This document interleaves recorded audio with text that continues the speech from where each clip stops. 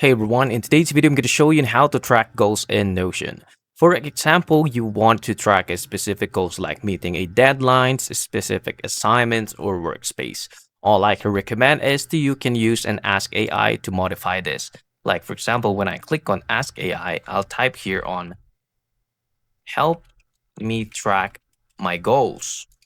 And then you can add a specific things when it comes to this, like create me a table for my deadlines. And then after that, enter. And then the new AI will automatically provide you a specific column wherein you need to use it. You can use it on tracking your goals.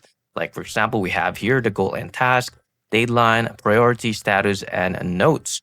Now, if you want to continue with this, you can choose on accept, or you can also insert below. Or if you don't like this, click on try again. Now, if in our status, I like it, click on accept and we can modify this based on how we want it to be. And that's it. If you find this video helpful, please like and subscribe and I'll see you into the next one. Thank you for watching.